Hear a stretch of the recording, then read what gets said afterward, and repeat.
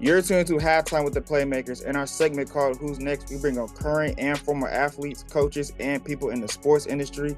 We have an amazing guest joining the show today. He was a former 4-star recruit, played at the University of Alabama, and was drafted in the second round with the 45th overall pick in the 2023 NFL Draft to the Detroit Lions.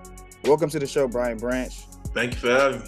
I know we talked about you coming on last year when you did the whole draft process, but I'm glad to have you here now. We got this situated and everything like that. Oh, facts. And, like I said, thank you for having me. I've been wanting to join us for a little minute now. Yeah, so I'm going to jump right into it. You made a lot of history at Sandy Creek High School. I know about it. Everybody can look it up themselves. But at the end of the day, you got a lot of offers from SEC, Big 10, Big 12, Pac-12. But why, at the end of the day, why Alabama? I just felt like Alabama was my home. I had that gut feeling, especially after meeting Coach Saban. You know, his principles. I fell in love with his principles and how he coached football and stuff like that. And, you know, I knew I could see myself being there for a good three to 4 years. And I feel like they had a higher chance of, bringing out my best potential. Cool. Speaking of Coach Saban, can you give us your favorite Saban story? I remember, this may be a little too rated R, but I had got hurt one play, and he came up to me. He was like, "Are you okay, little baby?" And then he held up like this, as like, "You hurt your what's the name?" So that was my favorite one. I know, like you said, Alabama felt like home when you were coming to choose a university. There were a number of other DBs within that class, and especially ones that are in the class this year for the draft. That level of competition that you had at Alabama, do you think that adequately prepared you for your NFL time? Heck yeah, I feel like, we was going against, for one, me being in a room, like you said, with other elite DBs, survival of the fittest, you had to go get it. Like, if you wanted, you had to go get it. And going against them, and then on the offensive end, going against receivers that Alabama's had in the past, that's NFL talent already. So I feel like I got introduced to NFL talent, at an early age and at an early stage. I feel like that's helped me prepare for where I'm at now. Absolutely. Out of those guys that you played every day in practice in college, who would you say was the hardest to cover? Probably Waddle and J-Mo. Why so? Speed, and they both can run routes. It's the difference when you got somebody who's just fast, but like they're able to add that route running ability, and that makes them like, to me, unguardable one-on-one. They were tough. And also my sleeper, who also is hard, is John Mechie, I would say. Speaking on Saban, what was the best advice that he's given you? I'll say the best advice that he's given to me was you gotta lay in the bed that you sleep in. Like, we grown men now, so like you gotta take care of your family. Any mistakes that you do, you gotta deal with it. Like, just treating like on the football field as well too. At first I had a horrible way of dealing with me getting like a play caught on me, or a play happened on me, and like he taught me how to like that memory, the short-term memory. You gotta have short-term memory in this game, and you gotta move on quickly. And for the longest, I feel like that's what's been holding me back, and he helped install that short-term memory in me, and made me go far. To keep on that Saban track, just what was your first interaction with Coach Saban at your first practice, and then where were you at when you found out the news that Nick Saban retired? First practice, like I said, I got a play caught on me, and like he started like yelling at me, like this first week of fall camp, and like for a minute I didn't know why he was doing it. Like, he would yell at me for even like taking a knee. Everybody would be taking a knee, and like he yelling at me or whatnot, and I felt, for the longest, I thought it was like he was picking on me, but like, at the end of the day, like they said, if Saban onto you, like tough on you, man, I mean, he loves you. So like, I look at it now, it was a good thing. And then where I was at when he first, I think when did that happen? That was just about right after 2024. It was right after 2024 started. I don't remember exactly, but no, I remember it was after 2024. I was in Detroit. Okay. But you were still in season, so I was just asking, like, what were your thoughts on it? I kind of felt like he was going to do that either I thought he was gonna do it after we lost my junior year or this year. I expected it this year because I feel like, you know, he old, he getting old. He already proven himself. And the shape of college football is not the same no more. That's why I also think he did it. Do you think the NIL turned to like a good thing or a bad thing now that you're out of college and you're in the NFL? I feel like it's both, because the good thing is we athletes put their body on the line every day. And I feel like, shoot, you should get rewarded. Like, you know, you put so many hours, might as well, it's our job, kind of. And we need to get paid.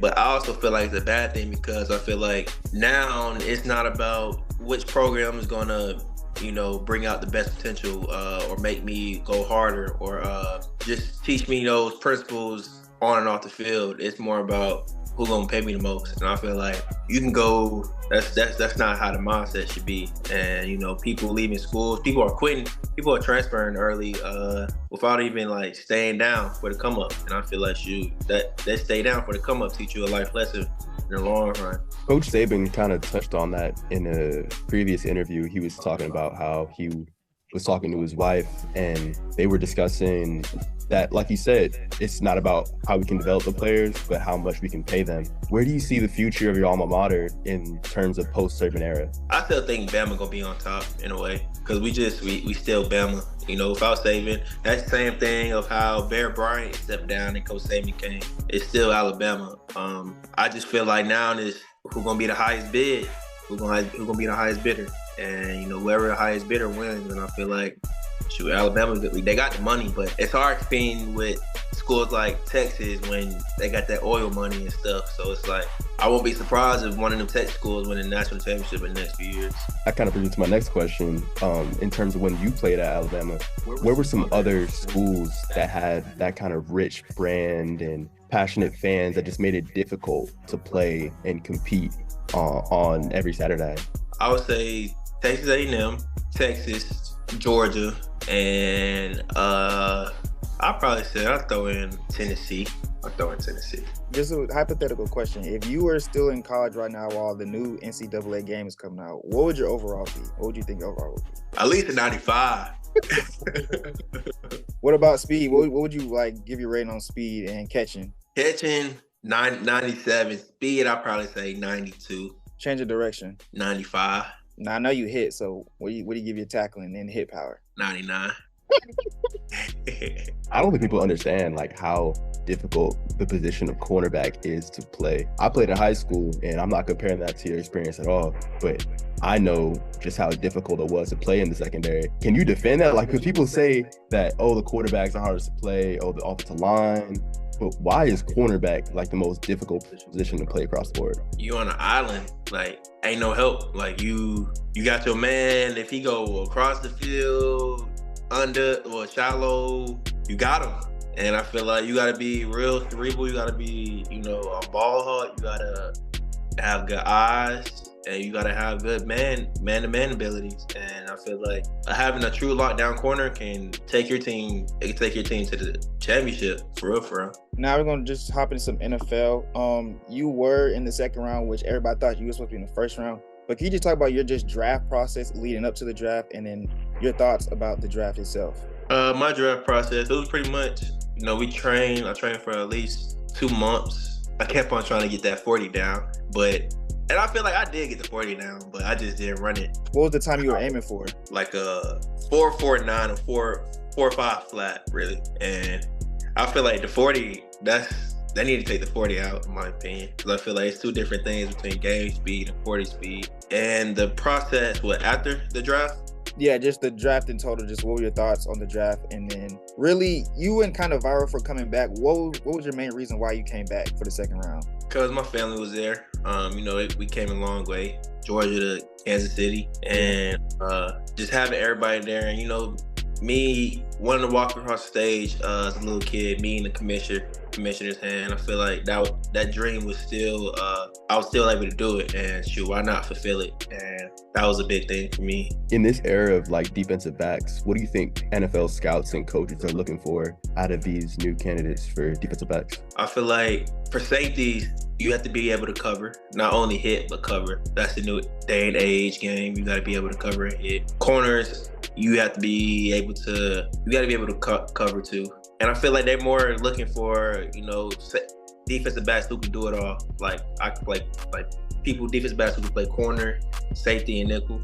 Like who wouldn't want that? I know people, especially in our studio, when we have the podcast, we talk a lot about like a Cooper DeJean who can be moved around and he's a dynamic athlete.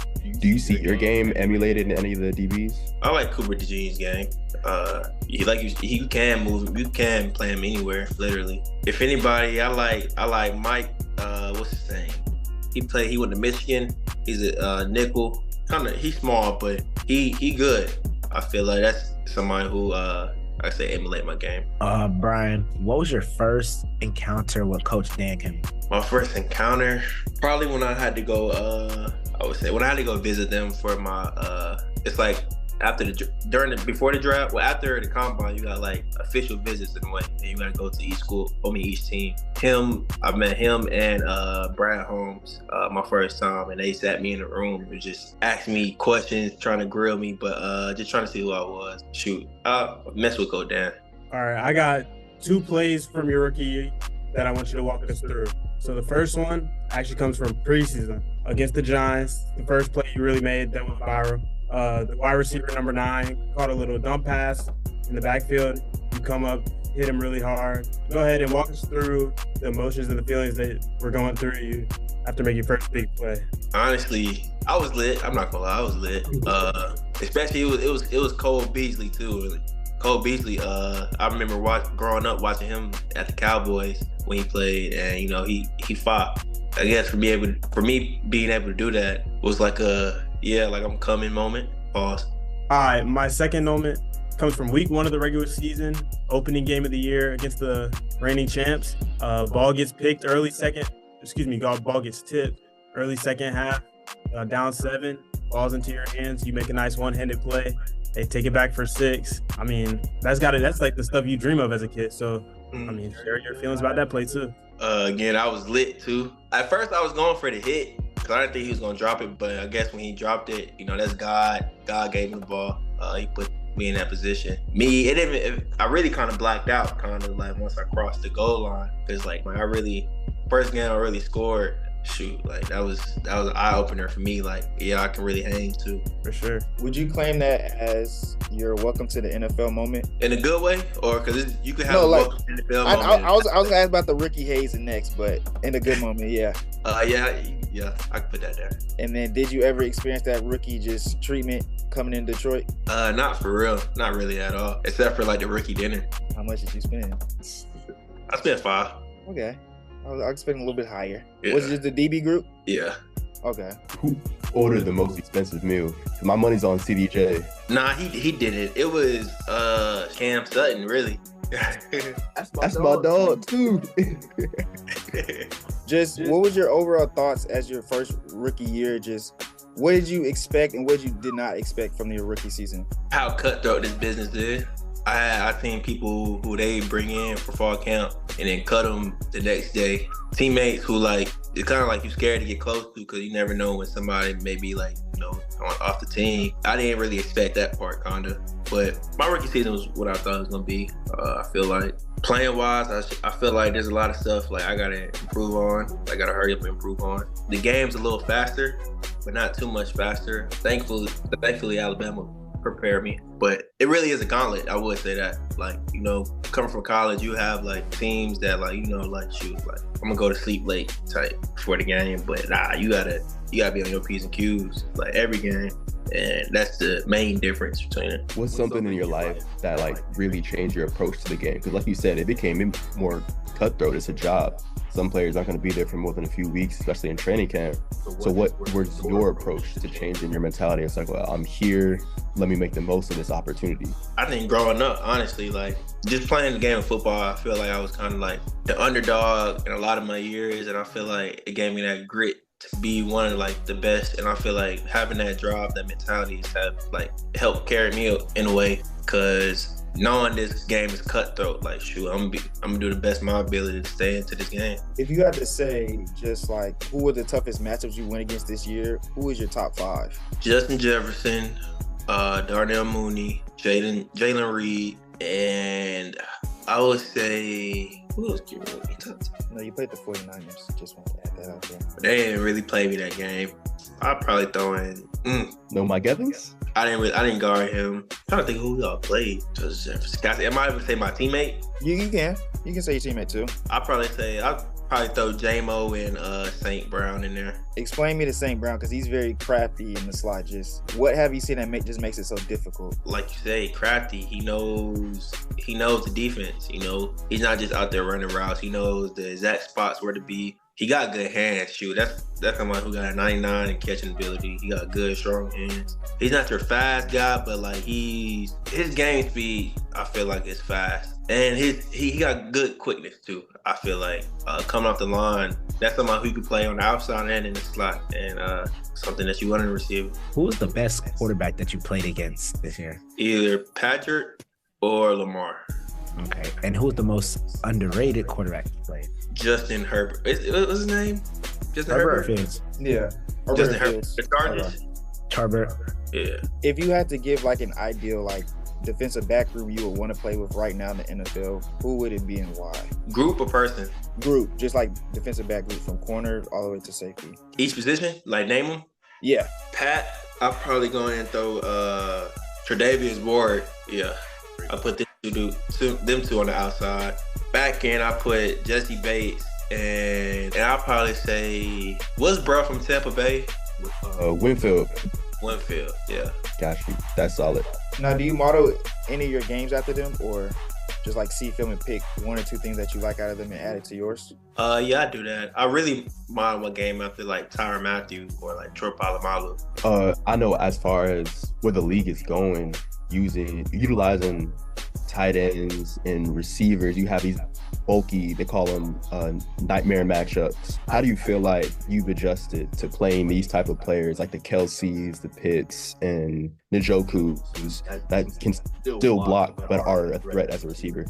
I feel like I've been going against that in college. You know, that Alabama's really prepared me, I would say. But those guys are special and generational, don't get me wrong. Kelce, like all of them, you gotta really study them and make sure your ability is better than their ability. And just to close things off, Brian, I just want to ask you, it's March Madness.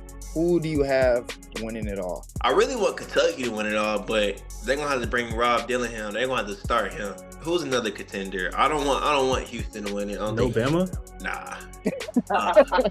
The level and goes to far football. Maybe Auburn. Jabari Old School. We were just talking about Auburn, yeah. I can see them winning. All right, well, thank you, Brian, so much for coming on again, my guy. I appreciate you so much. Throughout your busy time, you came through. I appreciate you. So thank y'all for having me.